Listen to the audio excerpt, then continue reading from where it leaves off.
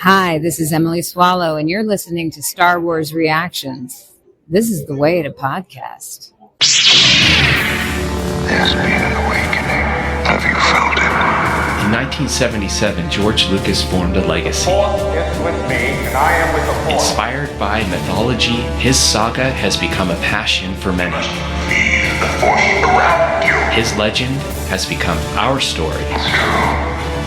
All of it. One of resistance, We are a spark that'll light the fire that'll bring the First Order down. rebellion, Rebellion is built on hope. and redemption. I am a Jedi, like my father before. This is Star Wars Reactions. Remember, the Force will be with you. Always. Live at Central Florida Comic Con here, and finally with my pal in person instead of over Zoom or Skype. We got the David Motters with me. What's up, brother? Well, what's up is I was just watching Emily Swallow walk from her table out for a break, and I wanted to ask her to come over and say this is the way, but we're not going to bug her. We'll let her go on break. But we're here. It's Central Florida Comic Con 2025, and we're having a great time so far. Yeah, it's been a great day so far. We've con started at 10, and we've been here pretty much since it opened. Pretty much walked the floor in both exhibit halls and visited the 501st. We got to meet Emily and get photos with her and everything. We'll be posting those. If you haven't seen them already, check them out. But it's been a fun day so far. What are your initial reactions to 2025 Central Florida Comic Con? Well, it's fun to see people that we know. Like we got to spend some time with Daniel Govar. We got to meet him through Greg McLaughlin 2 years ago at Central Florida Comic Con. We'll be interviewing him here in just a little bit. The addition of Emily Swallow was huge because you and I were always looking for a Star Wars connection, and really the only one is, and you had to bring me up to speed on it, was Daniel Bosco, right? Am I saying his name right? Dante Bosco. See, I'm already messing it up, but he's from Resistance, right? No, he played Jaikel in Star Wars Rebels. Jeez, you can see how much I'm struggling already. All right, Jaikel, yes, Jaikel, and you told me that, but he was about it in terms of Star Wars connection. We've met Timothy Zahn 2 years ago. We even got to meet Phineas and Ferb's voice actors 2 years ago who were on the Star Wars special of Phineas and Ferb. So, so far, it doesn't seem as busy as last year and even the year before. What do you think? You feel the same way? Yeah, I've had fun, and there is one more Star Wars connection because Ross Marquand is here, and he was the voice of Han Solo in the aforementioned Phineas and Ferb Star Wars special. But it's been fun. It doesn't feel like it's as busy as it has been in, I would say, over the last 2 years. It doesn't feel as busy. But I'm also noticing too, as walking the floor a couple times already, is there's a lot less comics and toys here this year. A lot more arts, crafts, cosplay props, and stuff like that all over the place, which is fun. Which is cool. It's kind of fun to see some of that stuff out here. But then, of course, they have. I also noticed too, there are fewer cosplay clubs here too. The Gotham Underground is still here. They're here every year. 501st Rebel Legion, Mando Mercs, the Ghostbuster group is here. But there was a Star Trek gaming group that's here this year that's never been here before. But the normal Star Trek club that's normally here, or the G.I. Joe club that's normally, none of them are here this year. So it makes it a little different, but there's still a lot of cool stuff to do here. And it's been a pretty entertaining day. Yeah, I agree. Like I was thinking, there's a whole gaming room area that this area right here where Aaron and I are standing used to be very small. It was a small area, but it was gaming. It grew. Now they have that moved to a whole other area. They filled both sides of this. It has grown. There's no question. And I just thought about it. This is the first year they're doing Friday, Saturday, Sunday versus just Saturday, Sunday. So I wonder if some people hit this up just yesterday. And I don't know. Maybe so. Maybe that's spread the crowd out a little bit. But it's been fun. You and I've gone around and talked to some of the authors of some of these books and what they've created. It's fun to get their insight into that. And I'm looking forward to just spending a little bit more time doing a few interviews and most importantly, just getting to see you in real life. Yeah, I know we don't get to do this nearly enough. Get to hang out like this and just walk convention floors and stuff. I know hopefully we'll get to do it in Ocala later this year as well, because that one's been exploding as well in size and in draw power for guests and stuff. So I'm kind of hoping we have this kind of same draw power for that one that they did last year. But this has been fun. If you're outside of Star Wars, still a lot of guests here. Some of the Power Rangers are here. If you like wrestling, wrestlers here. Mick Foley is here. I grew up watching Mick. And then, of course, there's some fantastic artists. You mentioned Daniel Govar, which we'll be speaking to shortly. Then, of course, Alan Grimes is here. He's over on the other side of the floor. And, a lot of great things, a lot of great stuff. We will be posting videos of some of the stuff we've seen. And so be a lookout for social media for that. So let's keep going. Here we are at Central Florida Comic-Con 2025, and as we said earlier, we were going to get a quick interview with Daniel Govar. We got to spend some time with him earlier. We're looking at all of his beautiful work, and we got to meet Daniel 2 years ago when Greg McLaughlin from the Rebel Base Card podcast introduced us to him, and we're really glad he did because we're back and having fun talking to him again. How's the con been so far in 2025? It's been great. I come back every year. I know the guy who runs the show really well. I've known him for about 15 years. He and I kind of grew up together in Annapolis, Maryland. And now anytime he has a con, I reach out and say, hey, do you need somebody to come to the show to do sketches and stuff? And he always says, oh, my gosh, 100%. It's been a good show there. A lot of really good conversations with artists that are kind of up and coming. I think I've given way too much advice to people in the last 24 hours, but all really good conversations.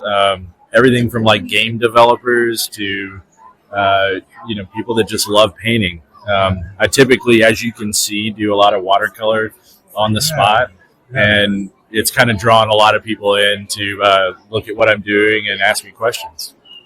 Nice. Can you talk a little bit about the work you've done for Topps and what's coming up? Because I'm looking at some of it, and it is beyond gorgeous. Can you talk a little bit about that? Yeah, of course. Thank you so much. The current set that I'm doing is one that me and the Topps art director, Brandon Bernard, kind of cooked up. And it was one that I kind of did a few tests for to make sure that it was something that the app could support, and it was something that I really wanted to see, which was more video in the app. And Brandon's been after that too. He wanted to bring another level to the card, so that it wasn't just something that was duplicating the print cards, but it was actually taking it a step further, something that you could only do in digital. So these are actually time-lapsed. I actually record every card that I paint in 45 minutes, and then each card is painted in front of you as you pull the card. It's kind of an awesome, I collect them myself, and I have every one of them, literally, including the legendaries, which is really hard. But I've made a lot of friends in the app. The app has a really good, the people in there are great. And, the friends that I've made there, they'll reach out. They're like, hey, I just pulled, Jyn Erso. Do you want it? And I'm like, yeah, I think I might have something to trade you for it. And they're just like, it's all good. You can give me back later. So, yeah, we have a lot of that going on. Yeah. So do you have anything you can share about the future of your work with Topps, or what can you share there? I can say there's going to be more speed paints. That's probably the only thing that I'm legally able to talk about. The set is right now, it's nearing 50 or 60 of them that we've done. and Rising, and they're portraits, so it's kind of a fun. I love it because like Kid Dan is just looking back, thinking like, "Wow, you're doing like Star Wars portraits for Lucasfilm. That's crazy." And it's a lot of fun. I get to kind of weigh in on the ones I want to do, and we usually kind of tailor one or two of them to existing sets or things that are coming out. It's fun. Some of the current ones. We just did some of the Skeleton Crew characters, which is really fun. I love the show, and it was fun to be able to draw Jude Law. And, yeah. Nice. So right now, today, like, do you have any Star Wars stuff that is selling better than others, or anything more popular than others, or just a whole mixture? I don't really sell a lot, on table and stuff like that, Star Wars wise. In the app, I can tell you that it's really popular. It's become the set. I mean, it's one that people keep coming back to, and it's kind of hard for people to let go of some of the legendaries. They also made the odds really hard. It's like 1 in 175 with crystals, which is crazy. And the odds make it so that it's really tough to pull one. That's really cool. And you got me thinking about something you said earlier. And I told Aaron I was definitely going to ask you this question, because I was like, no, that is so neat. Because you were talking about rarities, but you talked about a rare experience, which is kind of like as you were developing as an artist. Right. You had these, I guess, breakthrough moments. Can you share a little bit about that? That's fascinating. I think every artist that I've ever talked to, we all have a piece or a number of pieces, which I call breakthrough pieces. It's where you leveled up, I guess is the best way to put it. Art is one of those things that you work at and nurture and improve upon every time you do a piece. I forget who said it, but I think it was Da Vinci or someone along those lines who said, for every 1,000 pieces that you do, you might have one good one. Yeah. Wow. And well, we're our worst critics. That's for sure. And I think that I've had a number of pieces that I consider breakthrough pieces where I solved something that I had never figured out, or saw something in a way. And usually it's like a happy accident. It's not something that you necessarily intentionally do, but it's something you want to remember. And those are the pieces you don't want to sell. You don't want to get rid of. The best artists probably have like 15 to 20 or 100 of those. The newer artists, they might have 1 or 2 of those. But everybody has one. Yeah. So how many coming up? How many more cons you going to here? You got a full schedule the rest of the year? I have a decent schedule, but I'm actually taking a step back from some cons. I'm only doing, I think, about 8 this year currently on my docket. I took off a number of them because of my workload, between my Star Wars contracts that I have to work on, and Aragon and Temeraire fantasy novels that I'm doing artwork for. Those are going to take up a good chunk of my year. I have to paint 500 Aragon paintings for the World of Aragon Kickstarter, which is super fun, but it's a lot. I'm glad you brought that up. Yeah. So yeah, I have a number of things that are gonna take up some time. So just last question, and I'm stealing this from another podcaster. He always says, "Is there any question I should have asked that I didn't ask?" Ooh, wow, that's a really good one. I want that. That is hard. Well, but maybe just get you to think about like something you wanted to share, because like I'm thinking about stuff I want to learn from you. Right. I have my own Kickstarter coming out. Ooh. I guess that would be the only thing. I have I do art books, as you know. I'm literally holding up one that you can't see on there. But yeah, my volume 1 daily warm-up sketches that I do every day. I warm up with a sketch, and it's usually whatever comes to mind. It's something weird, and fantasy, sci-fi. I pick a genre and then I paint whatever, and try and tell a story in each piece. That's the main thing. And I have volume 2 coming out, so I'm finally at that ready to publish stage for volume 2. Is there any site or website that you can tell people to be looking for, or not yet? It will be on Kickstarter. I can tell you that. I've already kind of set up the page for it. I'm just waiting for the last couple pieces of the puzzle before and talking to my printers about costing. So yeah. And just where else can people find you, like all your work? I mean, we follow you on Instagram. But say more about that. Yeah, Instagram's a good one, but I'm on literally everything. Any social media I probably have. I've been really active on Blue Sky lately. Others are, I'm on Twitter, I'm on Facebook, I'm on just about anything. But it's just my name, Daniel Govar, on everything. Nice. Hey, thank you for spending time with us. We love your work and spending time talking to you. I appreciate it. Thank you so much. All right, we're here at Central Florida Comic Con 2025, and we have the pleasure of interviewing the armorer herself, Emily Swallow. How are you? I'm doing well, thank you. I'm really happy to be here. Awesome.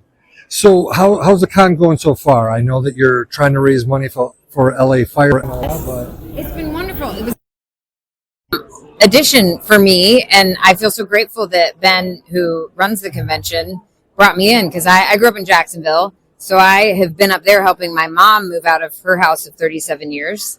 And then I was supposed to go back to LA, but could not because our house was evacuated. So this came up. Ben invited me down, and I'm just so grateful for the chance to be here. And this is my first con of 2025. My first one got canceled, so it's even more happy. Well, I was thinking about it because Aaron and I follow you on Instagram, and we saw you coming down from Jacksonville and stuff like that. Is it safe to ask, is your house okay? It is. My husband got to go home last night with our dogs, and everything is fine there. We're unbelievably grateful to the work that the fire crews have been doing, because we live in a part of LA where it's densely forested, and there's canyons, and there's a lot of potential for things to just blow up if embers get in there. So they're doing great work containing it. So what you got cons after this? What are we looking at? How many are you hitting? Well, I'll be in Florida again next month. Okay. I think I have about 15 scheduled so far this year. Okay. I don't know where they are. Wow. I know right before I go. But I'm excited because I'm going to go to Scotland at some point this year. Pensacon. I don't think I have any others in the Southeast besides this one and Pensacon. I'm not doing MegaCon this year. And I did Collective Con up in Jacksonville last year, so I won't be there. So I don't know. We'll see. So we want to not take too much time. So I was just thinking about this. If we had the opportunity to interview you, I'm like, Emily's been asked everything under the sun about the armor, about the Mandalorian. But I said this earlier to Daniel Govar down there. He's an artist, brilliantly talented. And I wanted to ask you this question. So what question, are you not asked that you would like to share information on? You know what I'm saying? Like I think about stuff I want to ask people, but is there stuff that you want to share or talk about that guys I don't even think to ask? I have been asked this question before. You have? Yeah. Oh, and how do you do it? I don't know how to answer. There's nothing that comes to mind that I'm like, oh, I wish, because I think if there's something that I really want to share, I find a way to work it in. Nice. I mean, it's delightful if somebody asks me about something that I didn't even know, I don't know, some of the theater I've done. If someone's seen one of those shows, that's really cool, just because not as many people have gotten to see that. So it's cool to make that connection. I had someone bring me a playbill for a play that I did, I think in Minneapolis at the Guthrie Theater years ago. And that was really special. Yeah. That's really cool. All right. Well, we just want to say thank you for just taking the time and spending a little bit of time and being here in Lakeland, Florida. Take care. Thank you. You too. All right, everybody. Central Florida Comic Con is over for the day. We are standing, actually, we had a bite to eat at Pizzeria Valdianos over at Lakeside Village here in Lakeland. And so now we're going to kind of do our final reactions to 2025 Central Florida Comic Con. because we've been here every year they've done it pretty much, except for the year they skipped because of COVID. But we had it was interesting. So let's go with you, David. Tell me what your reactions are to your final reactions to this week's Central Florida Comic Con. My final reactions are that it ended up being really enjoyable. I love the size of this con. I've said it many times. If you do a Star Wars celebration and you do this is so much easier to move around and really a lot easier to get access to people. A couple of years ago, Timothy Zahn was here, and with a little time, a little patience, asking him, hey, can we record with you? And you're able to do that. Celebration, you can't do that. It's not happening. And we lucked out this year with being able to do it with Emily Swallow. So I'm so thankful that she said yes, and we had the time to do it. Again, at a big con, there's no way you'd be able to get that time with Emily Swallow.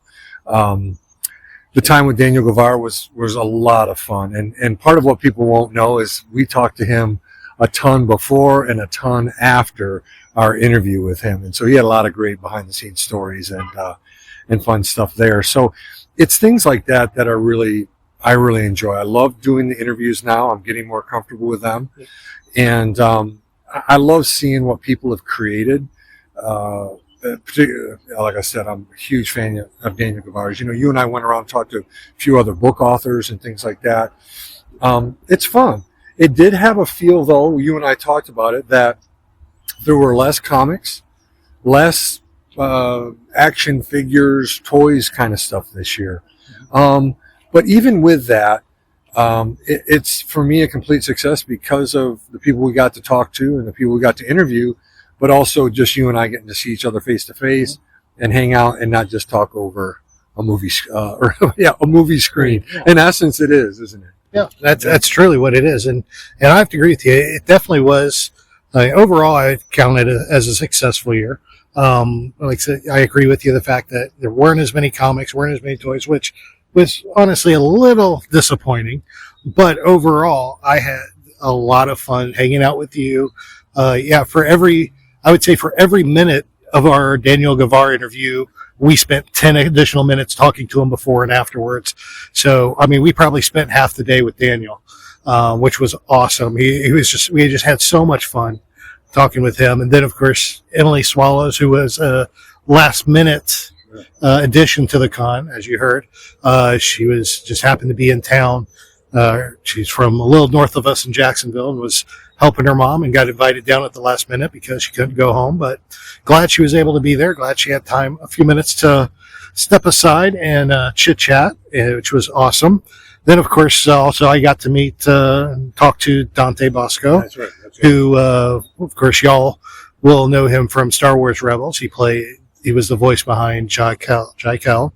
But if you don't know him as Jai Kel, you will recognize him as the lost boy from the movie Hook opposite Robin Williams, aka Rufio, which was awesome. It was so cool to meet him. And we had a great time. Actually, we spent the whole time. I had a whole bunch of stuff to talk about Hook, but we ended up talking about Jai Kel the whole time, which was great. So it made it even much better, being a bigger Rebels fan than I am.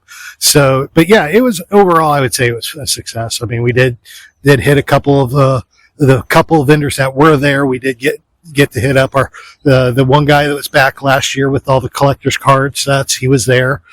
So we got to reconnect with him and had a good conversation with him and picked up we both picked up some cards, which was fun. And but overall, I'd say it was a very successful con as well. So definitely looking forward to next year. Interesting to see if they keep the 3-day format or if they go back to 2. Have to wait and see what they announce, but I think a lot of it will depend on the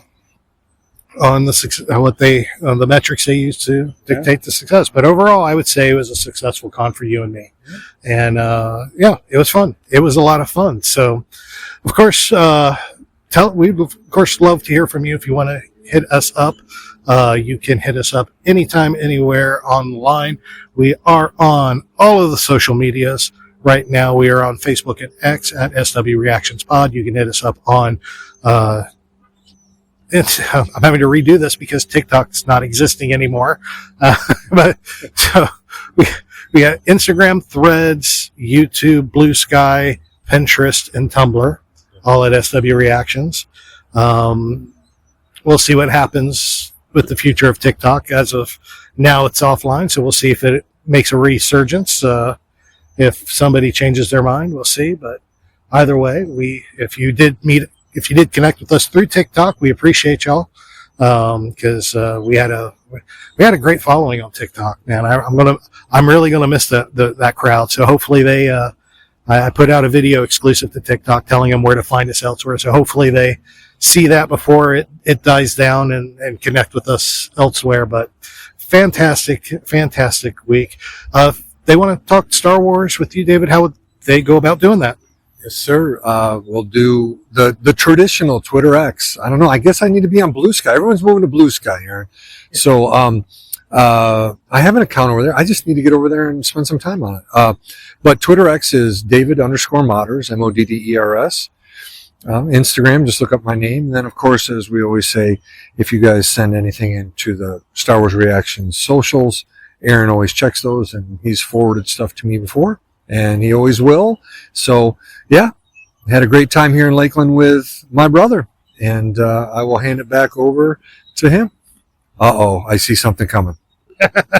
Yeah, we're out in public, so I don't have my traditional list of Star Wars dad jokes. And since we're standing in the parking lot of Lakeside Village outside of Pizzeria Valdiano, definitely don't have any of my dad jokes with me, but thanks to a pre-release copy of the Star Wars dad joke book that I got in the digital form, I'm scrolling through my phone right now to find us this week's dad joke of the week. Okay, this is perfect. We're going to do this one right here. What? Are you ready? You ready? Okay, here we go.